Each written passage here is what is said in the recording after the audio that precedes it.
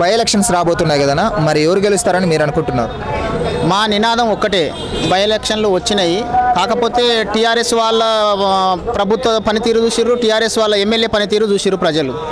కాంగ్రెస్ వాళ్ళ ప్రభుత్వ తీరు చూసిర్రు, కాంగ్రెస్ ఎమ్మెల్యేల పనితీరు చూసిర్రు. ఆ యొక్క మంత్రులు, ఈ యొక్క మంత్రులు వాళ్ళు ఎంతసేపు నువ్వు ఇన్ని కోట్లు సంపాదించుకున్నావు, ఇన్ని కోట్లు సంపాదించుకున్నావు, ఈ అవినీతి చేసిర్రు, ఆ అవినీతి చేసిర్రు, ఇదే సరిపోతుంది. వాళ్ళు ప్రజాధనం దుర్వినియోగం చేస్తారు.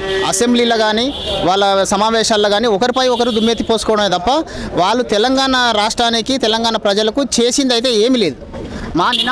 మా నినాదం ఒకటే, నరేంద్ర మోదీ గారు చెప్పిందే చేస్తాడు, చేసేదే చెప్తాడు. మేము ఉచిత హామీలు ఇవ్వము, అబద్ధపు ప్రచారాలు చేయము. మేము ఏదైతే చెప్తామో అది తప్పకుండా చేసి తీరుతాము. మా యొక్క బీజేపీ ఉన్న రాష్ట్రాల్లో కూడా అదే జరుగుతుంది, అదే అభివృద్ధి జరుగుతుంది, ఎంతో అభివృద్ధి జరుగుతుంది. ప్రజలు కూడా ఎంతో ఇబ్బంది లేకుండా సంతోషంతోనే ఉన్నారు. ఈసారి తప్పకుండా ఈ యొక్క జూబ్లీహిల్స్ అసెంబ్లీ ఎమ్మెల్యే అభ్యర్థితోని మా యొక్క ప్రభుత్వం అధికారంలోకి రావడానికి ఇది ఒక తొలిమెట్ అని మేము భావిస్తున్నాము.